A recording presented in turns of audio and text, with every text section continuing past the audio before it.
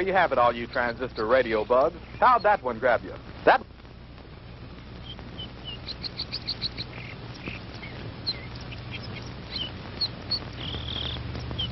Howie, for heaven's sake, it's almost dark. If you don't hurry up, we're going to be late for the game. Margie, have you ever tried to fix a fuel pump to a rock and roll beat? Well, I'm sorry it made you nervous. I just thought it was a good chance to get in some practice. It's okay. Forget it. Nothing I can do anyway. At least not way out here. Well, I wish you hadn't taken this crazy nowhere shortcut. Boy, this is like Lossville. I know. I goofed. And I've got to get some help if we're going to get there in time for the kickoff. Hey, didn't we pass a farmhouse about a mile or two back down the road? Yeah, that's right. Back around the curve. Come on, we'll be shorter through those woods.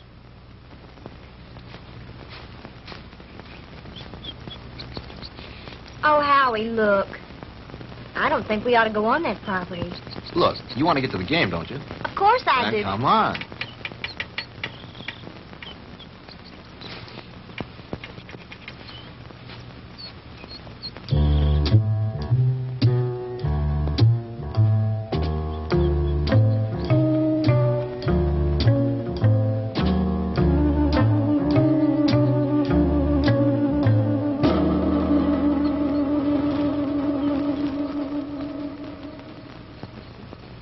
It's cold.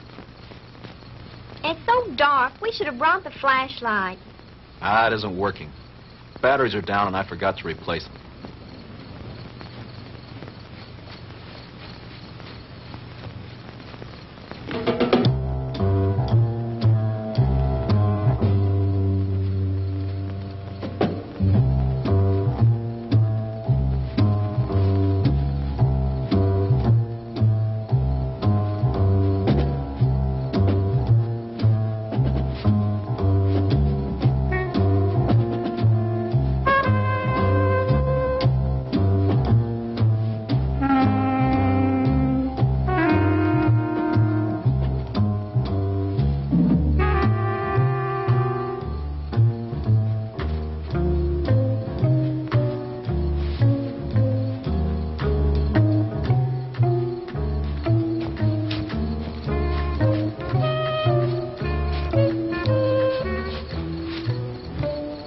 Like we've been walking for hours.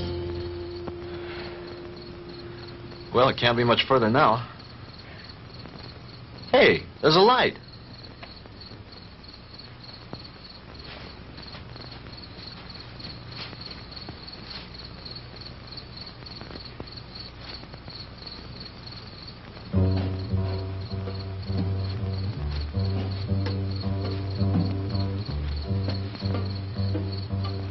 Huh. That's strange. Campfire way out here in the middle of the woods and nobody around. Kind of creepy, isn't it? Yeah. Hold it right there, both of them. Hey, Dad, what are you made up for? I mean, what's the bit?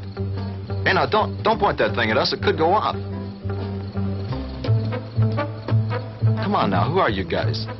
What kind of a joke is this? I mean, out here in the middle of... Joke, boy? You think this is a joke? Howie, I'm frightened. Look at him. It's got to be some kind of a gag. This can't be for real. Howie, what's it all about? I don't know. Honey, do as I tell you. You edge around behind me. Tell me between them and you. Then run like the devil. Howie, not alone? Do as I say. What are you two young'uns doing out here? Quick, don't let them get away! Run, Margie! Head for the car! Stop, boy! I'll shoot!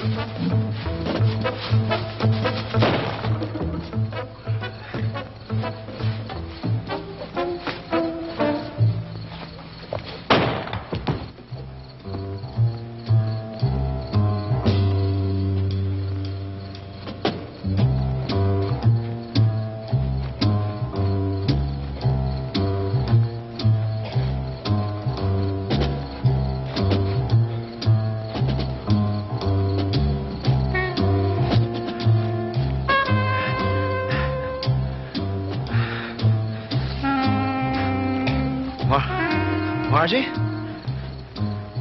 Margie?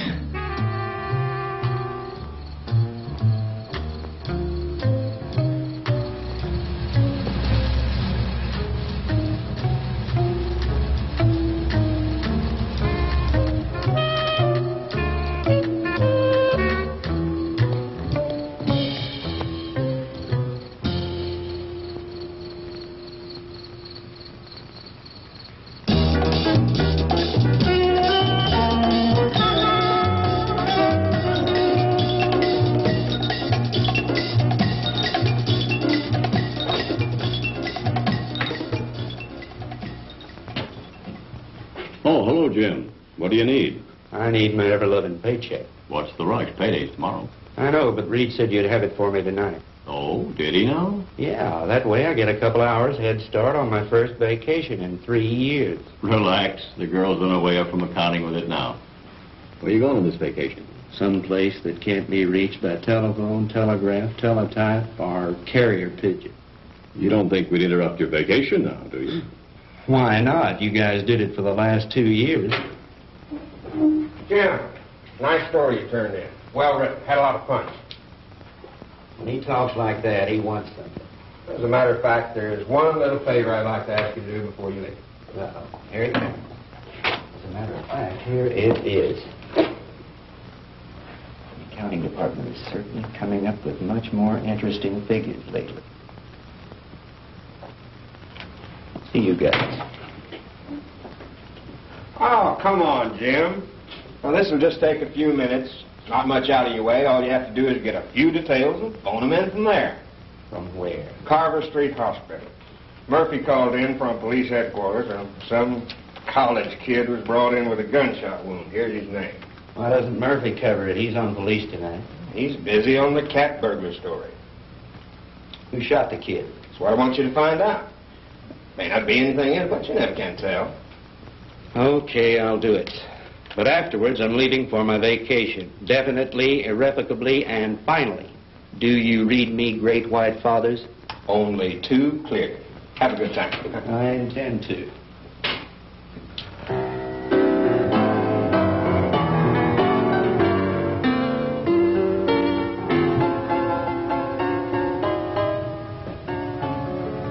Hello, blonde girl. Why, James Crandall, what brings you here? Now, don't tell me.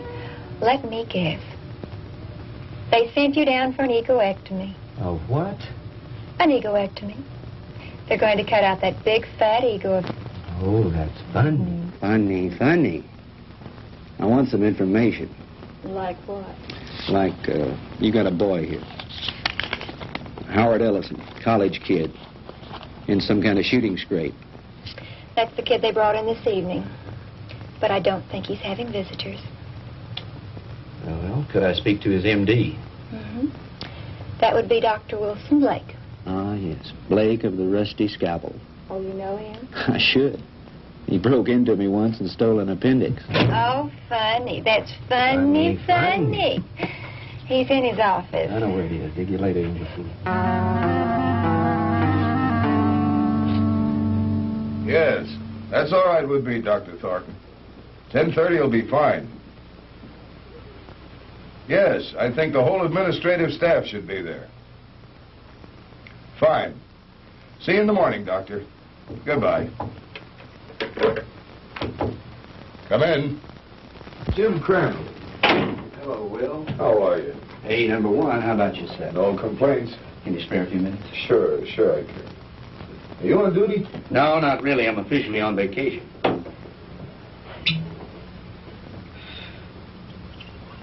Soda? Just straight, thanks. I bet you're here for a story on that Ellison boy. Good bet. Sit yourself down. So were some friends of yours. They left about an hour ago. Uh-oh, the local gendarmes, no doubt. Right. Lieutenant Partain and a couple of his men. They talked to the boy for about an hour and then finally... Wait a minute. Talk to him? You mean the Ellison kid's able to talk? Sure, he wasn't hurt too badly. The bullet didn't enter any of his vital organs. But the nurse said he couldn't have any visitors. Well, he can't. At least not now. He was too tired after that session with Partain. I want him to get some rest. Well, when can I see him? In the morning. In the morning? But, Talk, I got to phone something into the editor. I can't fool around on this thing. I leave on my vacation tomorrow. Well, I envy you. We're so short-staffed here at the hospital, there's no telling when I'll be able to take a vacation. What did the kid say when he talked? He told a real weird story. The police have a transcript of it. I'd rather hear it from you if you don't mind. I don't think I should repeat it. I imagine the lieutenant would rather tell you himself. Ah, come off it, Doc. You know Partaine's not going to give me anything till he's good and ready. All right. All I can do is repeat what the boy said. But I'll warn you, you won't believe it. Suppose you try me. Well, this Ellison kid is a student at the university, a cheerleader, an honor student, an all-around popular kid. Early this afternoon, he and this co-ed... Co-ed? You mean there was a girl with him? Yes, one of the majorettes from the band, a girl named Margaret DeMar. DeMar? Couldn't be related to Sandy DeMar, the nightclub thrush. As a matter of fact, yes, her sister. Well, that adds a dash of color. What about the girl? I'm getting to that. Now, do you want to hear this story or not? Okay, go ahead. Well, early this afternoon, they left the university on their way downstate to that night game against Southern Tech. They had permission to drive down instead of going on the bus with the other students. They were running short of time, so they took a shortcut on one of those farm roads. Ellison's car started acting up and finally quit on them. They had to have help, so they started walking, trying to make it to a farmhouse. I said, hold it right there. Hey, Dad, what are you made up for? What are you two young'uns doing out here? Quick, don't let him get away! Run, Marjorie! Head for the car! Stop, boy! I'll shoot! He started running, and that's when he got shot. He got up and he kept on running. He made it back to the car. He looked around for the girl, and she wasn't there. After that, he blacked out. A passing motorist picked him up and brought him in, and that's the story the way he told it. You sure weren't kidding when you called it weird. I've heard some screwy ones in my time, but this one takes the prize. Yeah, that was exactly my reaction, at first. What do you mean, at first? Well, sometimes I'm forced to alter my opinion by certain evidence. I don't know if you're aware of it, Jim, but my hobby is American military history. I collect historical military objects like some men collect stamps. Like this item that was brought in by a patient a couple of months ago. You know what that is? Well, it looks like some kind of rifle slug. Mm-hmm. I have a cigar box full of those at home. My brother and I used to find those in the woods and dig them out of trees when we were kids, back in Georgia 30 years ago. It was one just like the one you're holding now that I took out of young Ellison's body and gave to the police this evening. And if you ask me, they're going to have to dig a long way back in their ballistics file to find anything that matches that. Yeah? Yeah. You see, that's a mini ball. The kind of a bullet they used during the Civil War.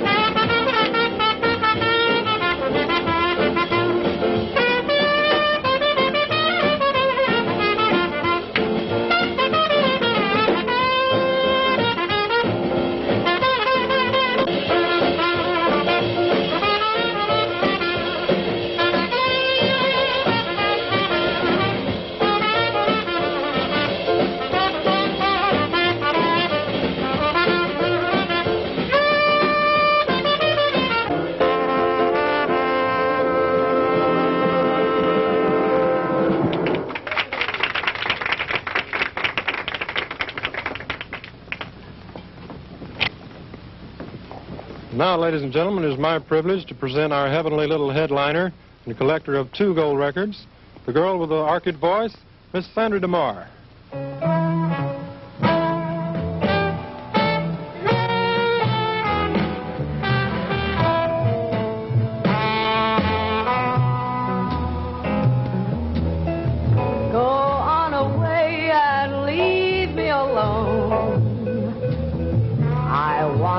By myself when I cry, and there's gonna be some crying, 'cause I just told my baby goodbye. Get out of here and leave me alone. I don't care whether I live or I die, 'cause my life's already over. It ended when you told me goodbye.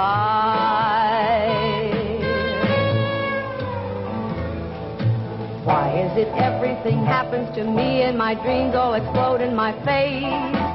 He was my own for a while, but he's gone, and I know no one can ever take his place. So go away and leave me alone. I've got a right to my own private cry. Coming down with the sorrows, 'cause I just told my baby goodbye.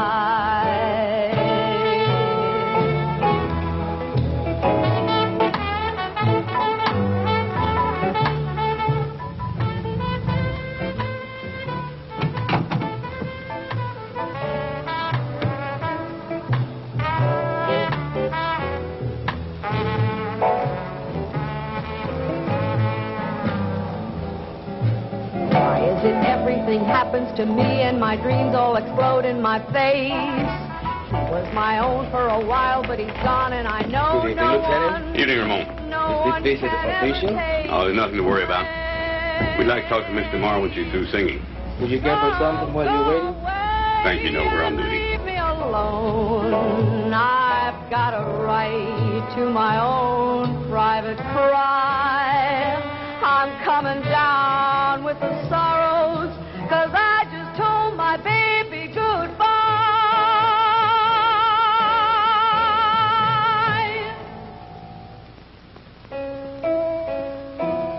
'Cause I just told my baby goodbye.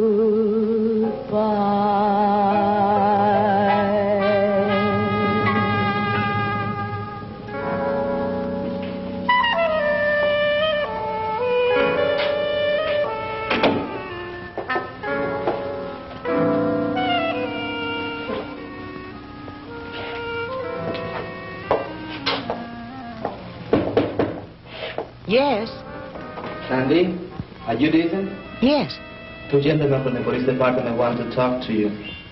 Police? Yes, Mr. Mark. I'm Lieutenant Partain, and this is Detective Lasky. We're just making a routine investigation. Have you heard from your sister this evening? Margie? Why, no. Why do you ask? Well, we just thought she might have called you. You see, we have reason to believe she may be missing. Missing? I don't understand.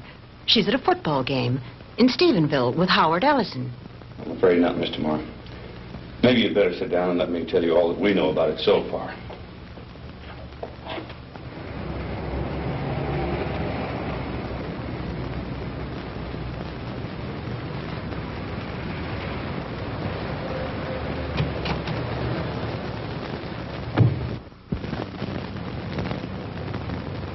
Well, Lieutenant Partain, is it a raid or a payoff?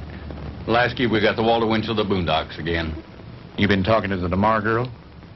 So you know about it already? Yeah, but not enough. Can you fill me in? At this point, you probably know just about as much about it as we do. Why don't you stop by the office in the morning when we have more time to work on it? Oh, come on, Fred. Can't you give me something tonight? I start my vacation tomorrow. Good fishing.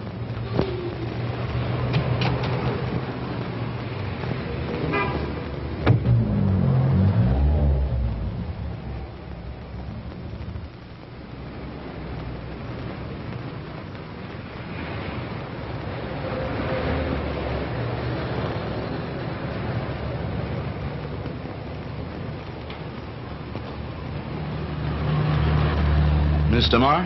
Yes? I'm Jim Crandall with the Sentinel. Could I talk to you a moment? I'm sorry, Mr. Crandall. I really haven't time to talk. I've got to get home in case my sister calls. Well, that's what I wanted to talk to you about. Can I give you a lift home? Thanks, but I'll take a cab. Well, they're kind of slow this time of night. Well, all right, if you're sure it's not out of your way. Of course not. It's part of my job.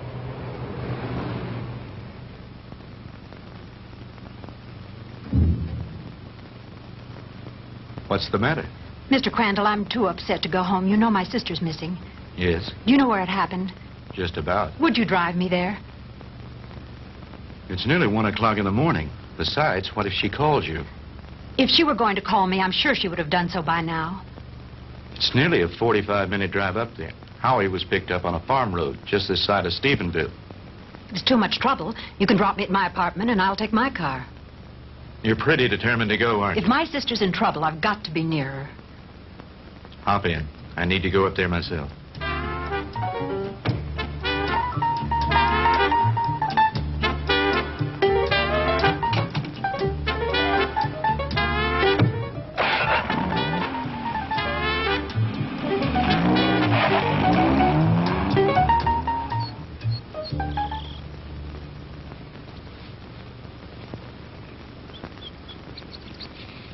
Lieutenant, we checked that house from top to bottom.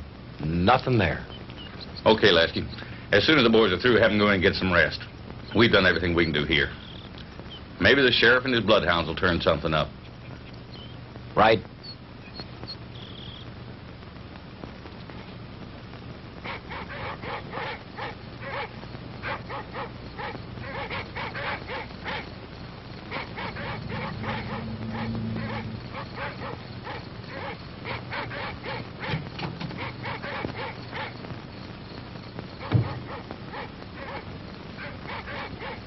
Lieutenant Partain around. He's up in the woods someplace. Evening, ma'am. Has there been any news of my sister? You're Sandra DeMar? Here comes Partain now.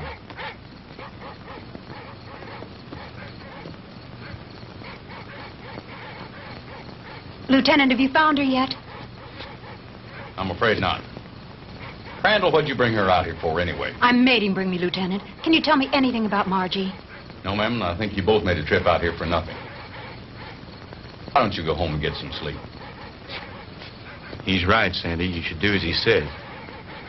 Jim, somewhere out there in that horrible blackness, it's my sister. Those dreadful dogs. They sound so terribly ominous. Oh, Jim.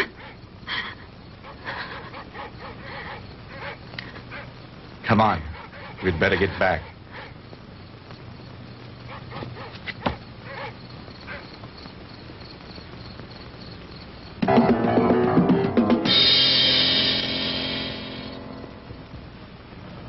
No, I'm going to check all the antique gun shops this morning, as soon as they open.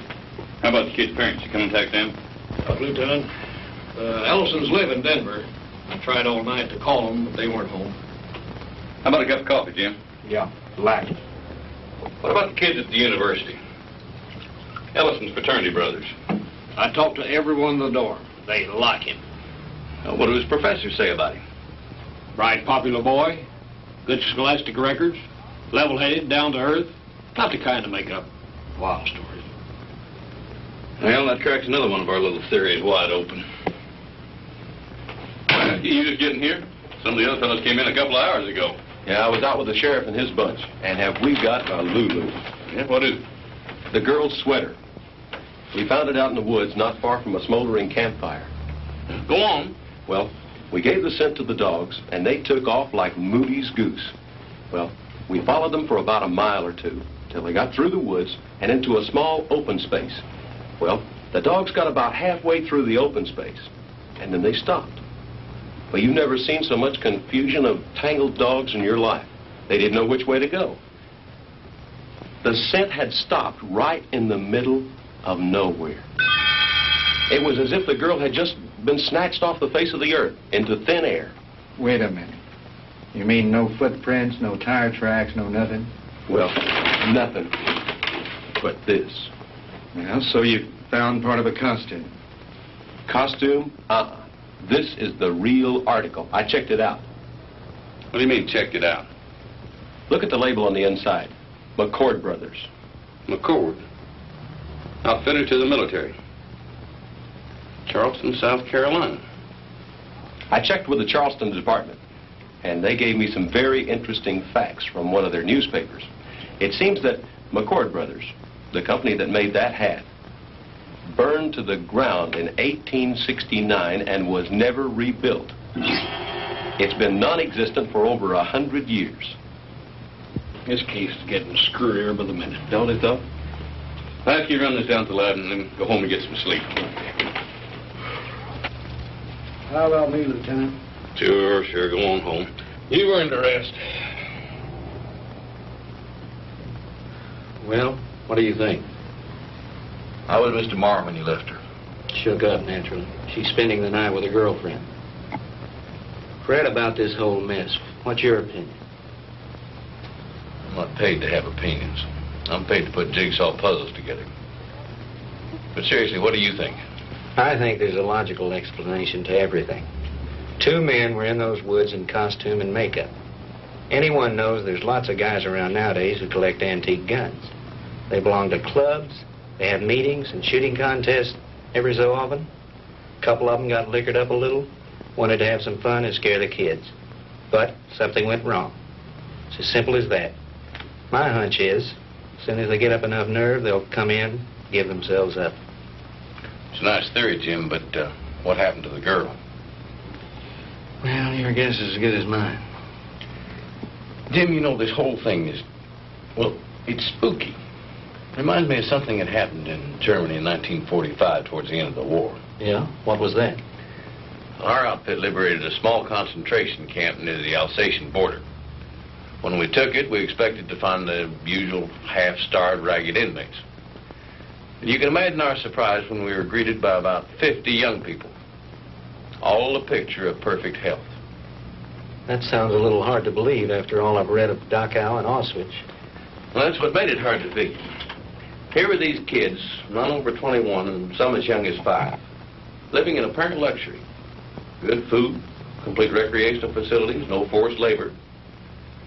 Remind me of a bunch of calves being fattened up for the kill. You mean there were no old people in the camp? There were a few, but not alive. We found their bodies in the rooms next to the ovens. Apparently, we'd taken the camp so fast they hadn't had time to dispose of the bodies. But before they left the night before, they blew up the largest building in the camp. It was some sort of a laboratory. And inside, amidst the rubble and blown into a million pieces, was the screwiest piece of machinery I've ever seen. Some sort of a crazy electronic apparatus. And half buried underneath it amidst the rubble, still strapped to a table, was an old man. Just barely alive. Our medics tried to save him, but they couldn't. Now, here's the weird thing. This is the part we could never understand. In trying to identify him, we checked the camp records with the prison number tattooed on his arm. According to those records, that old man should have been an 18-year-old boy. What about the other bodies? Same thing. Their numbers indicated they all should have been kids. What type of experiments were they conducting there? We never found out. Even the young inmates weren't aware of why they were there. They never found the commandant of that camp to bring him to trial with the rest of the Nazi brass.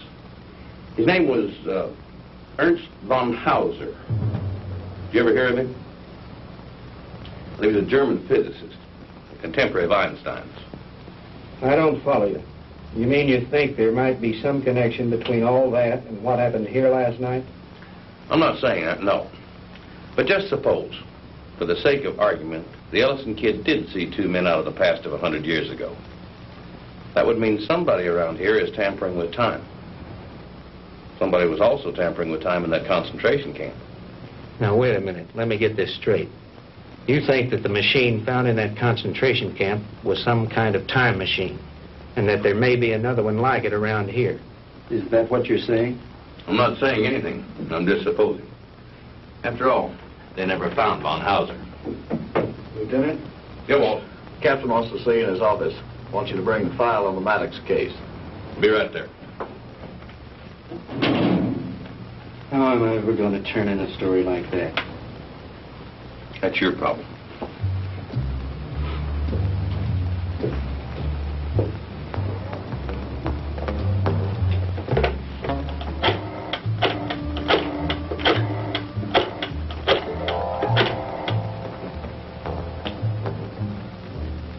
Hello? Give me the city desk. Hello, Reed? Crandall again. Would you tell Shaw I'd like to postpone my vacation and stick with the Ellison story? Yeah, that's right. You know that Pulitzer Prize you're always kidding me about? Well, if this thing turns out to be what it looks like, I just might win it. No, nothing new at the moment. I'll keep you posted. Yeah, I've got a little research to do in the library. Then I'm going to the hospital to interview the kid. Right. Talk to you later.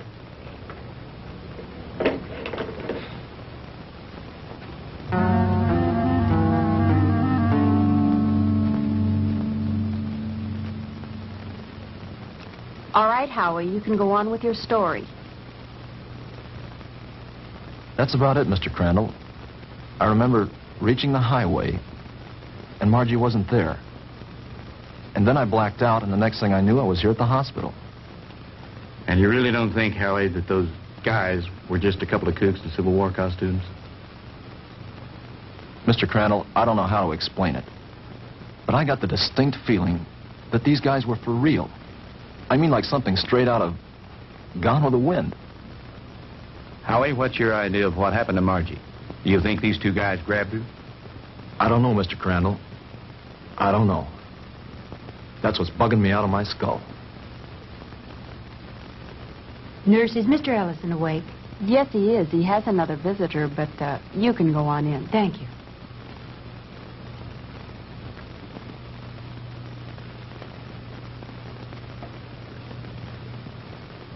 Sandy. Hello, Howie. How are you? Hello, Jim. Good morning. Have you heard anything from Margie? Not yet. I brought you some flowers. Thank you, Sandy. I'm sorry about all this. I mean... It's all right, Howie. Now, don't you worry. Whatever happens, I know it wasn't your fault. Jim, have the police found out anything yet? No new developments. I'm going up there in a little while and have a look around myself. I want to see the place in the daylight. Would you mind if I went with you? Of course not. I'd enjoy your company. Howie, would you forgive us if we ran off right away? Sure. I understand. I'll drop back in later. Bring me some magazines. Yeah. True Confessions and Ladies' Home Journal. Gee, thanks, Mr. Crandall. Those are two I never miss. See you later, Howie.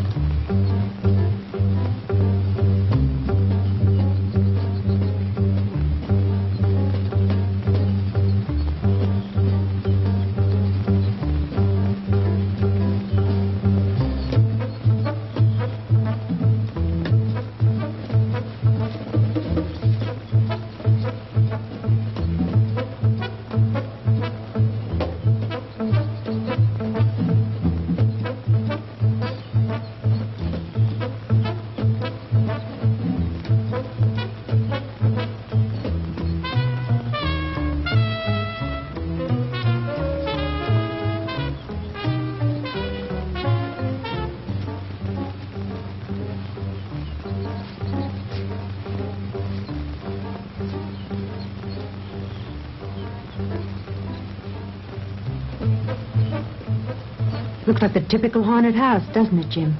Yeah. The meadow where they found the cap and where Margie's trail ended is supposed to be nearby. Do you think this old place has anything to do with her disappearance, Jim? I don't think so. They searched it and didn't find anything. Her sweater was found somewhere in those woods. think I'll have a look around.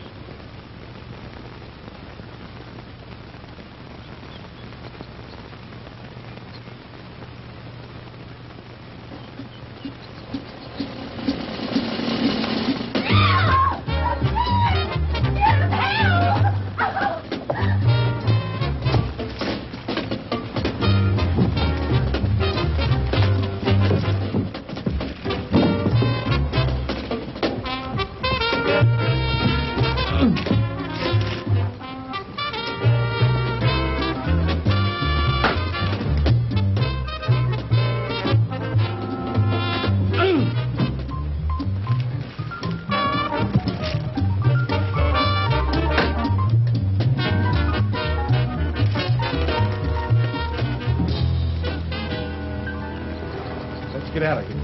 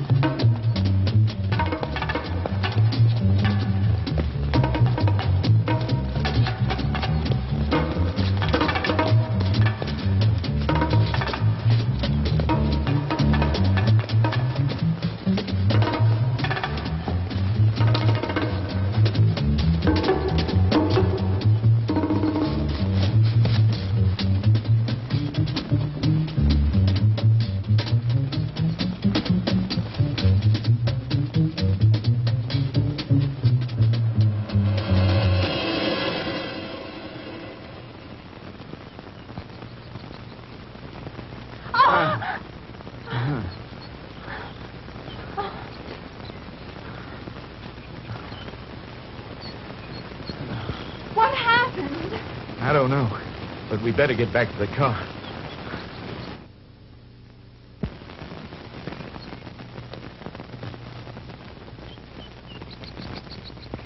Jim! Oh, the car! It's gone!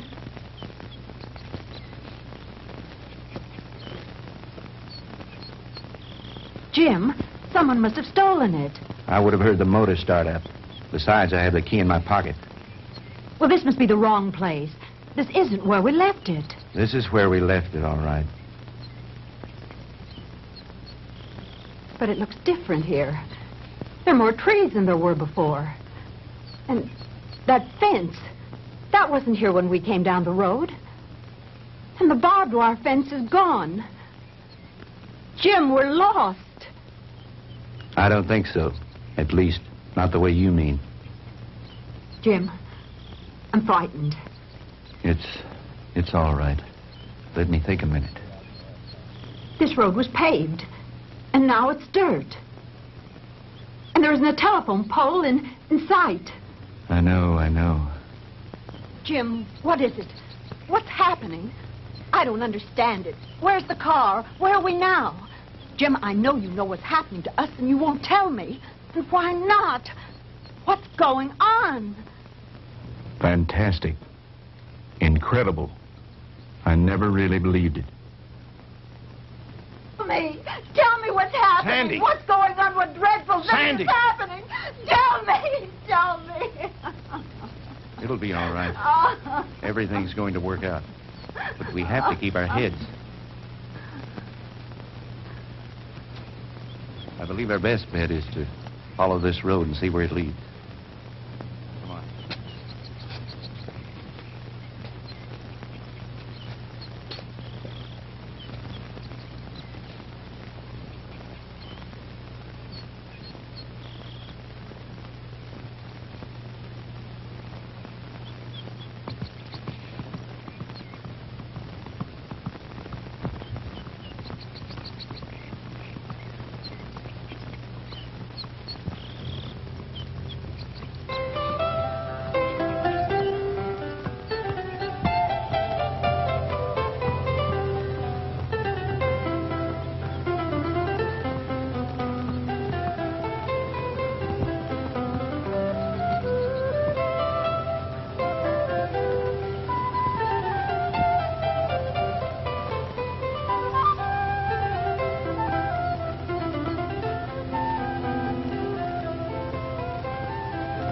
Jim, his clothing. I know. Ours are just as strange to him, especially your short skirt. Friend, what year is this?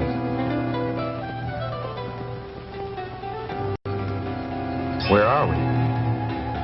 Witchcraft! Witchcraft! Ha!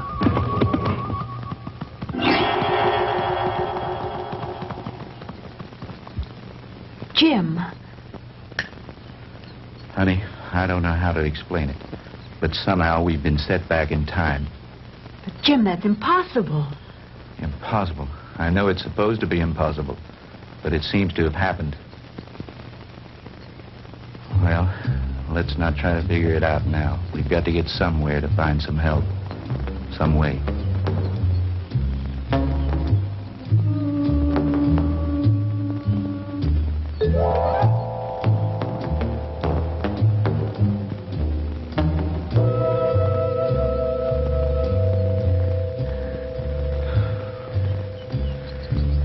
Jim, I'm sorry, but I don't think I can go any farther.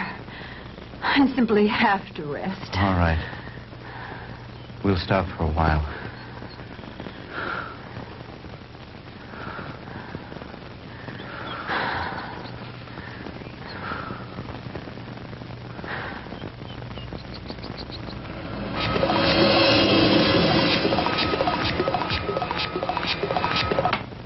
Welcome, my friends, to my little workshop. Do not be alarmed or cause unnecessary commotion. You are in no danger. At least, not for the moment. Won't you please step out?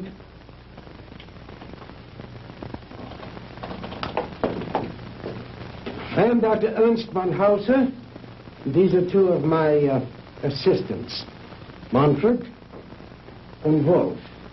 Where are we? I told you. We are in my little workshop. And I tell you again, please do not be alarmed. What time is this? What century are we in? Does it matter, my friend? There really is no such thing as time, except as a relative measuring device in your own mind. We're not interested in double talk. What happened to Margaret DeMar? What have you done with it? Please, Mr. Crandall, you will please remain calm. What have you done with my sister? Your sister is entirely safe, Mr. Marr, and I assure you I did not bring her here intentionally. She certainly didn't come here of her own free will. I didn't say that. I brought her here to keep her from harm. Then where is she? Let me see her. But of course. To the armor! Come and see here. Schnell! To the armor. Bringen Sie Fräulein DeMar zu Ihrer Schwester. Well,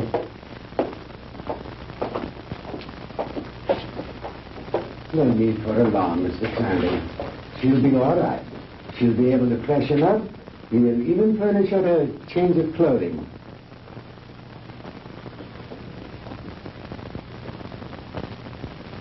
I notice you were intrigued by my servant girl, Didiana. And there you might be. Just a few thousand years ago, She was serving in the court of Tutankhamun, one of the great pharaohs of Egypt. And now she is serving me. Quite an experience, is it not? This is like a fantastic nightmare. I don't understand any of it. How did you get Margie here? I was conducting an experiment with a pair of gentlemen from the past. When the girl and her boyfriend wandered into the machine's field of materialization and encountered them. They shot the boy. They might have killed the girl had I not teleported her here very quickly. And the two red soldiers? I sent them back to Shiloh, Mr. Crandall. But it doesn't matter. They probably died there anyway. Fantastic. Utterly fantastic. Tell me, Doctor, why did you send Sandy and me back to 1789? I admit I took advantage of you to conduct a little experiment. Oh, yeah, it was a little dangerous, but you see, no harm has come to you. Super spectronic relativity? I believe that's what you once called it. Oh, then you are familiar with my work. To some degree, yes. I read up on you this morning in the library after talking with the police. Oh. And what did you learn about me? Quite a bit. I know of your early career and some of the brilliant discoveries you made in the field of physics, and that you were expelled from the International Congress of Physicists because of your theories. Oh, that was a humiliation which will soon be avenged, Mr. Crandall. But go on. What else did you learn of me? Well, I know that you were a friend and sponsor of Adolf Hitler, that you helped elevate him to power in the 30s, and became the organizer and administrator of his Department of Scientific Warfare. That's another thing that puzzles me, Herr Doctor. Why a man of your brilliance should identify himself with a fanatical madman like Hitler. How dare you refer to Adolf Hitler as a madman? He was a great genius, ahead of his time. The world, in its ignorance, was not ready to accept him. The world did not accept him because he was a lunatic, bent on enslaving it. Do you call a man who is responsible for the mass murder of millions a great man, a genius?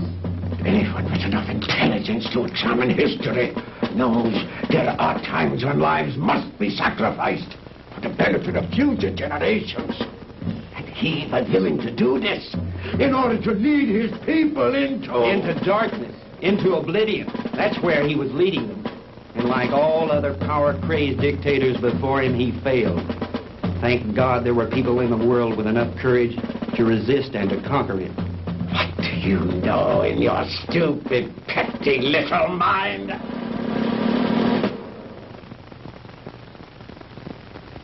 You will forgive me, Mr. Crandall, for my outburst of temper. You are, of course, entitled to your own opinion, for whatever small purpose it may serve you. Let me enlighten you, Mr. Crandall, on a few things of which you and the rest of the world are unaware. Blame for the loss of the war cannot be laid to Hitler or his doctrines. It was I who failed him. Me and the General Staff. He called for weapons, super weapons, to turn the tide of war in those last few days. Because of my inability to deliver those machines soon enough, we were defeated.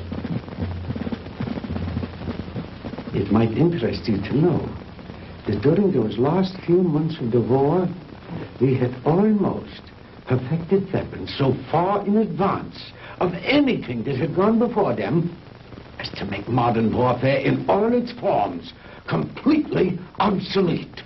Oh, if we had only had time for further experiments. I know of some of your experiments, like the ones carried out in a certain concentration camp. Oh, then you know about the aging machine.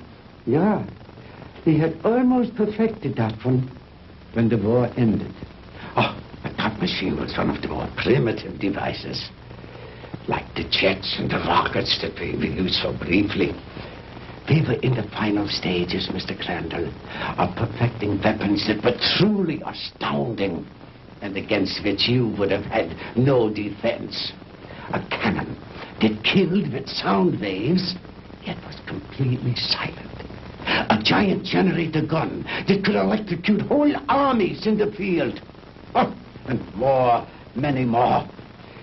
We'd have only had a few more months to perfect those weapons. We could have plucked victory from the jaws of defeat. The Third Reich would have endured. Not for 1,000 years, as the Fuhrer dreamed, but forever. But the fact is that you failed, Herr Doctor. Failed and lost. But you are forgetting one thing, Mr. Crandall. That was 20 years ago. Since then, I have perfected and even improved on my original weapons. And we have conquered time. Dr. Einstein's so-called fourth dimension. Hitler will return, Mr. Crandall, and soon. Your victory was but a temporary one.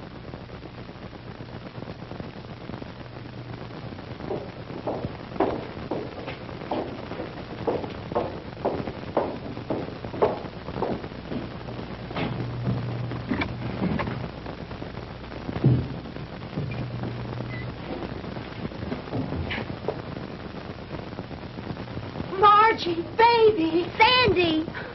Honey, are you all right? Did they hurt you? Oh, Sandy, I didn't think I'd ever see you again. Oh, I'm all right.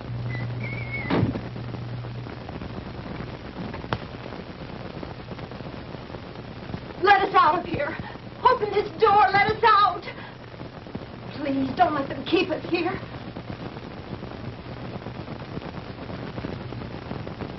I have my own underground atomic power supply. Here are the master controls, and here are the selectors. With this dial, I can control the century I wish to deal with. These other dials, of course, are for the selection of the year, the month, the day, even the hours and minutes, and even seconds. These are the acceleration switches with which I can control the velocity or speed of the passage of certain relative segments of time, just as you would increase or decrease the speed of an automobile. Is that too difficult for you to grasp, Mr. Crandall? Frankly, I'm beginning to doubt my sanity. Well, you needn't. After all, there are very few people in the world who can understand even Dr. Einstein's theory of relativity. And my theories go far beyond his. But you are an intelligent man, Mr. Crandall.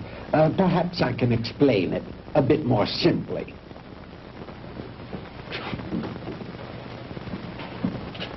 We will let this line represent the world, with a line here to represent the equator, and a mark here and a mark here for the north and south poles. If an aircraft starts here, this side of the equator, and starts going up and up and up, it is going north, toward the North Pole.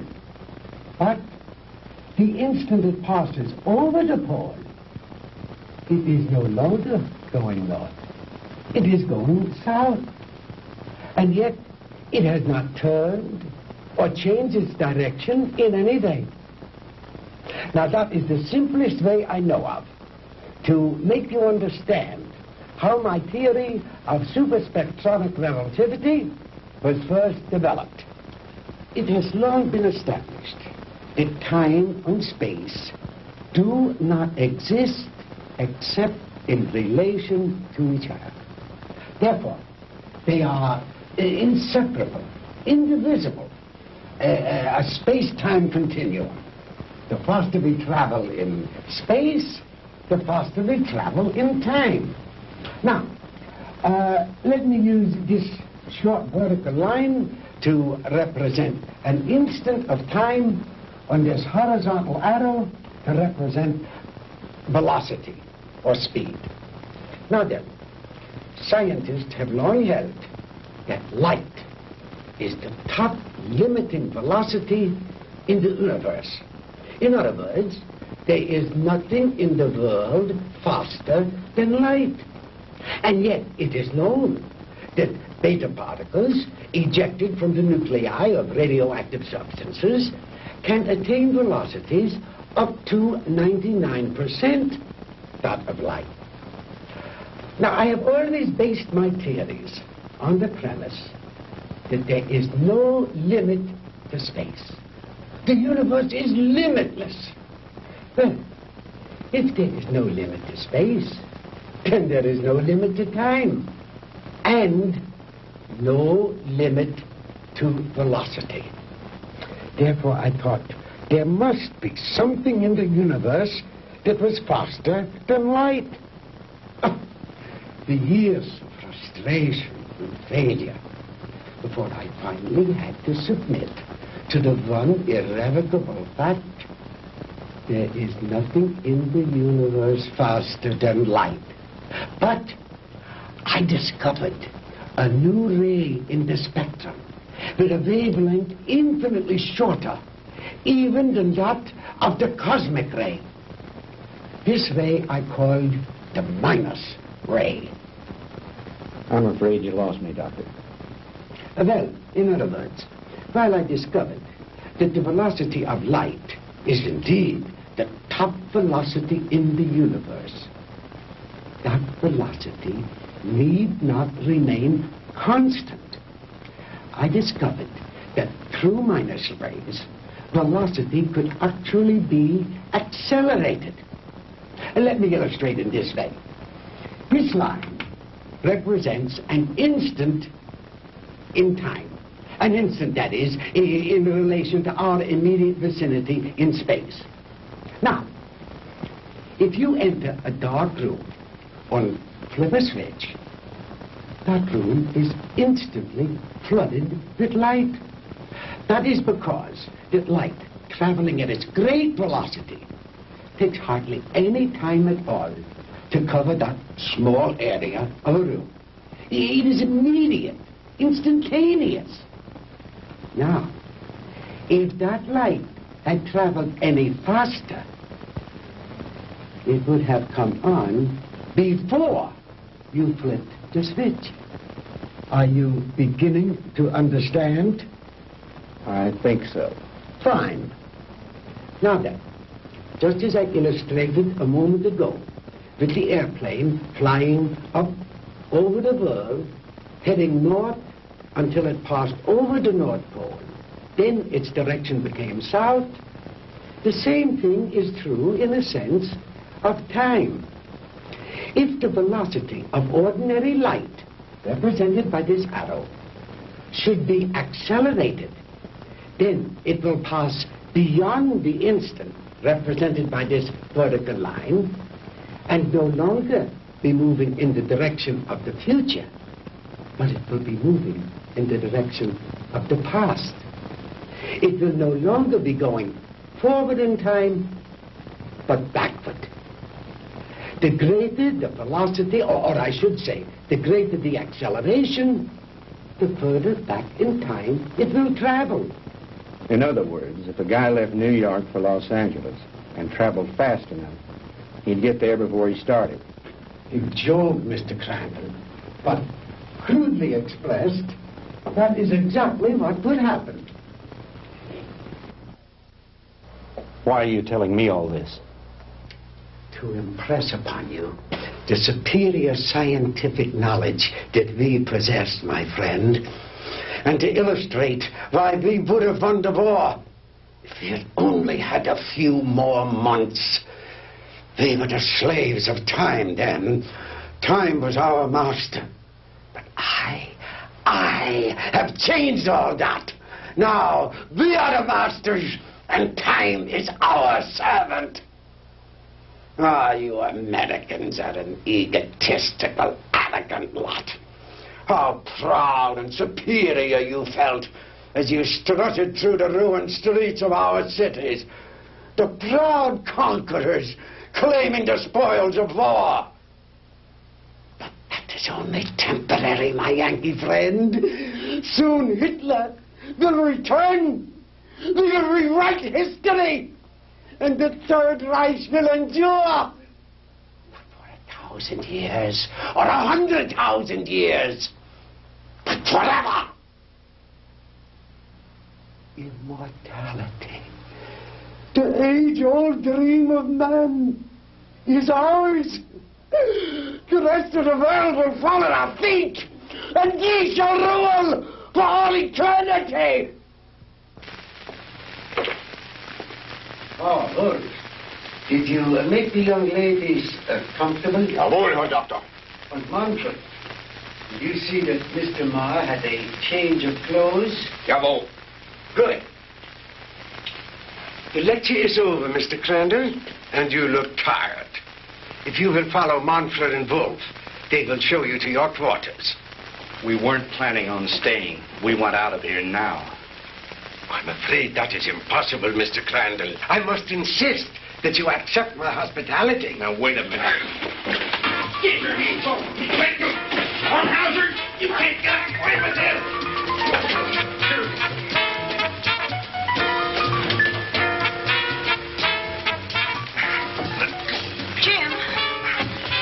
Jim! Sandy, are you all right? Oh, yes, we're all right, but why are they locking us up? What are they going to do with us? Nothing if I have anything to do with it. Oh, don't hurt him! Oh, don't hurt him!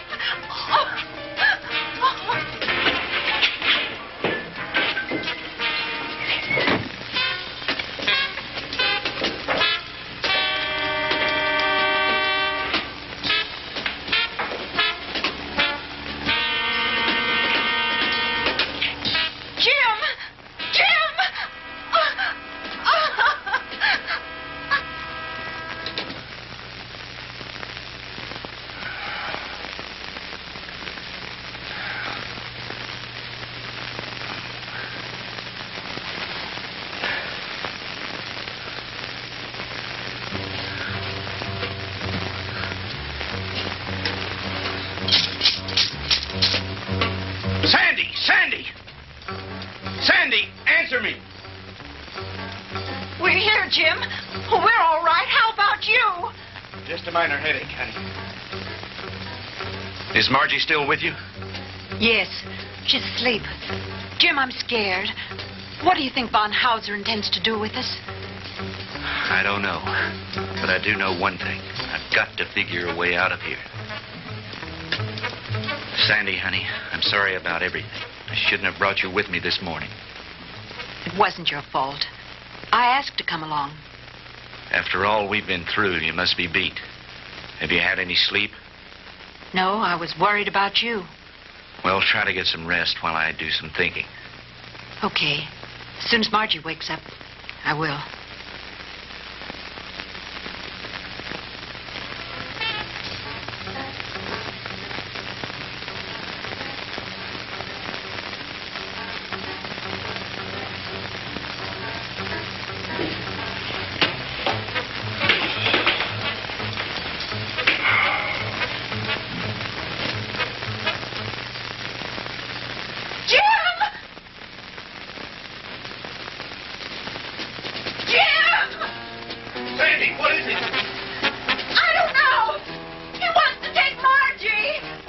Sie her, Fräulein. No, Sandy, don't let him take me.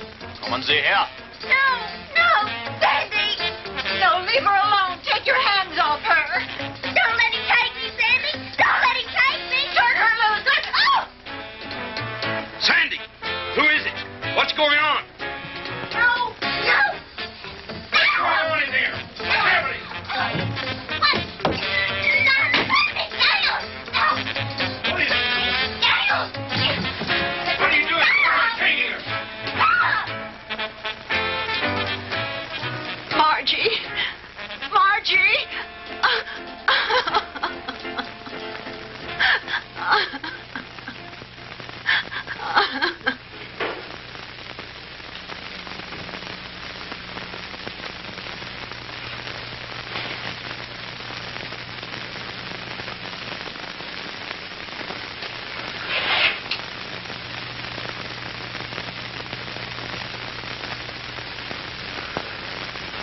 So you see, my dear, there was no reason for all that hysteria. You've really nothing to fear. While I have never before tried sending anyone into the future, there is no reason to believe that the experiment will not be successful. And if something should go wrong, it will happen so quickly, you'll never feel a thing.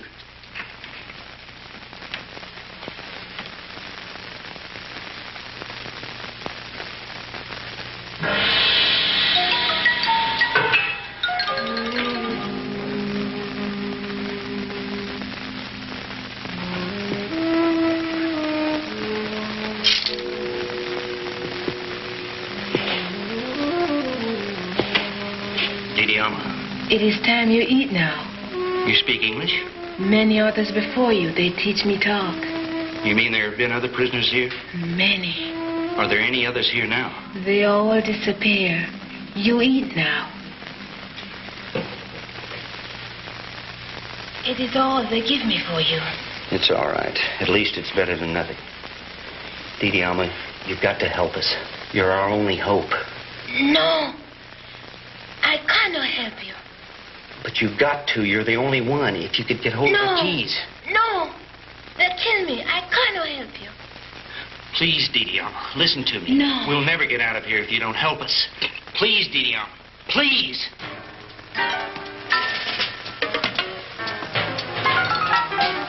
I bring you food. You eat. Thank you. Sandy, see if you can persuade her to help us. It may be our only hope. Someone come. I must go now. What's it, los house?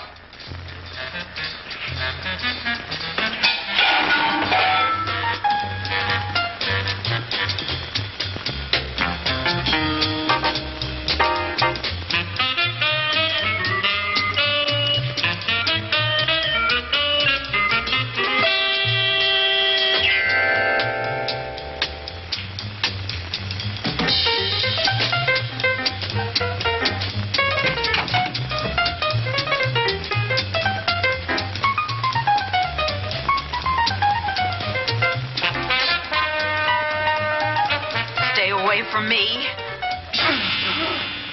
Oh!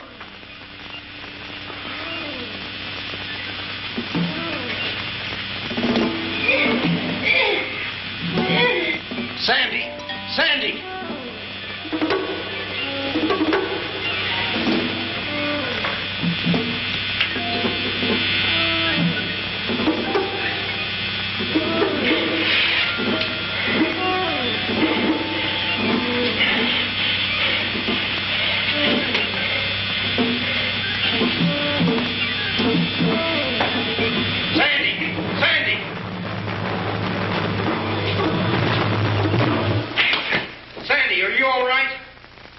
Can you hear me?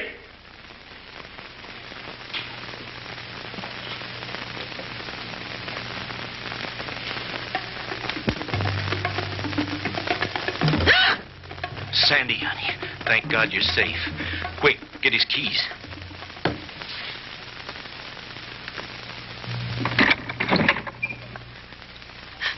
Oh, Jim, it was awful. He strangled her. It's all right, honey. Try to get hold of yourself. We've got to get out of here. I'll be fine.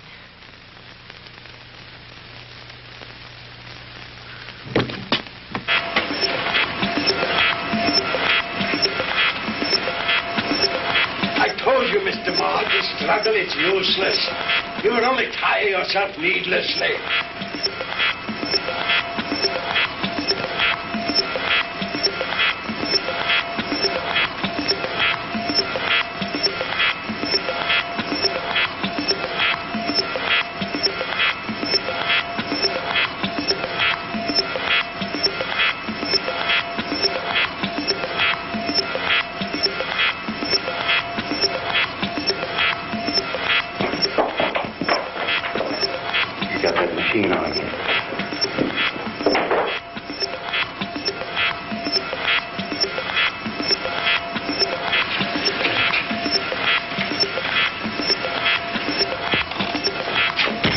Switch it off, Doctor.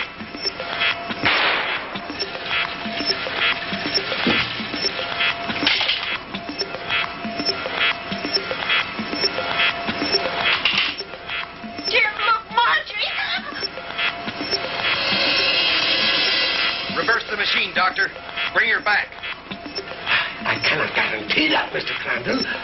I have never experimented with the future before. You insane, sadistic. If you don't bring that girl back, I'll empty this gun into that warped brain of yours.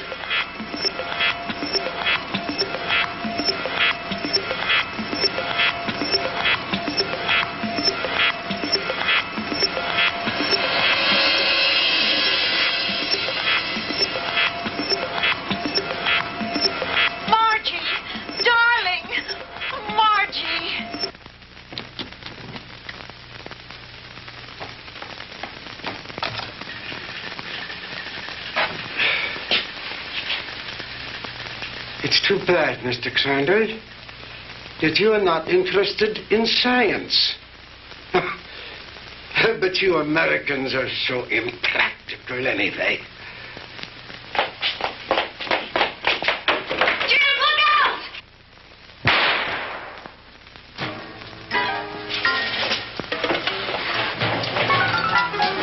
Just don't you try anything, Bonhauser. Don't try anything.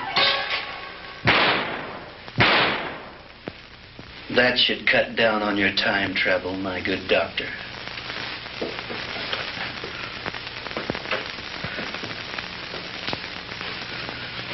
How about the attic? You searched that, didn't you? Yes, sir. That's where we found the Nazi soldiers and their radar equipment. Then this house has some connection. Crandall's car was found not too far from here. Von Hauser's headquarters must be around here somewhere.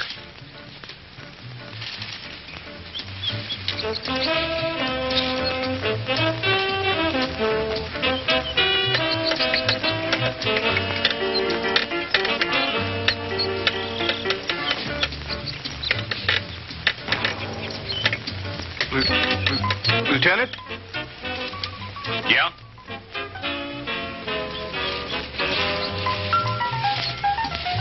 What is it, Finley?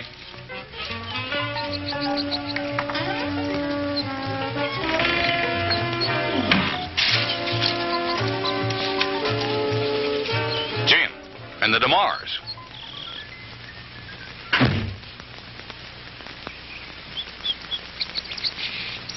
Where in the devil did you three come from? Von Hauser's country place, Fred. We spent a very interesting night there.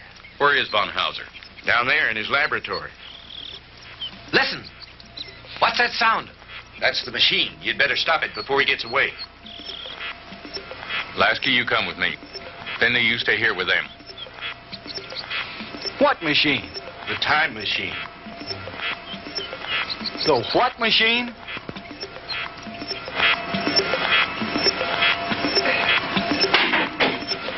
All right, Professor, hold it right there. Get away from that machine.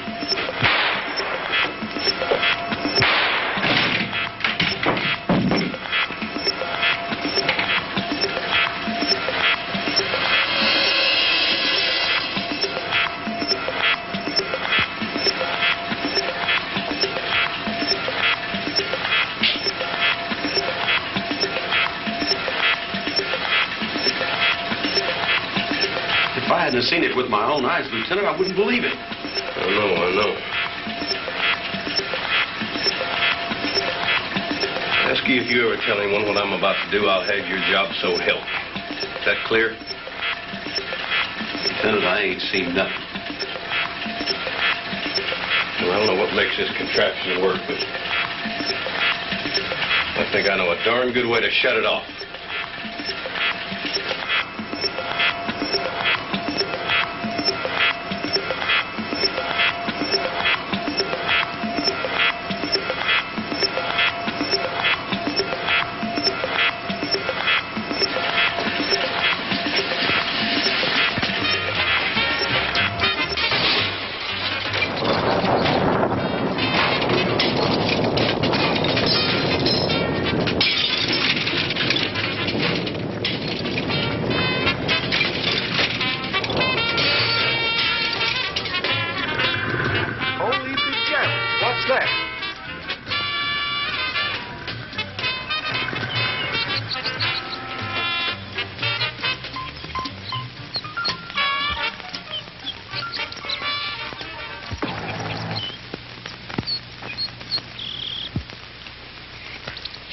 What happened down there, Fred? Forget it. Finley, call Miller at headquarters. Have him send some of the boys out. Are you two all right? Everything's fine. Thank you, Lieutenant. Why don't you take the two ladies home? Come on, Lasky.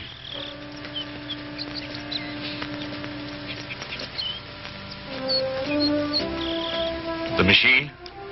Mangled beyond repair or recognition. Too bad the big brass didn't get a chance to look it over, isn't it? But why, Fred? You had no right. No right, huh? Listen, the way I figure is like this. Sooner or later, some other joker is going to invent a machine just like it. Maybe by then the world will be ready for it. God only knows we aren't now. Hydrogen bombs are enough for people to worry about.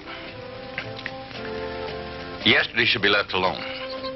Because today, the world has enough problems just trying to make sure we'll have it tomorrow.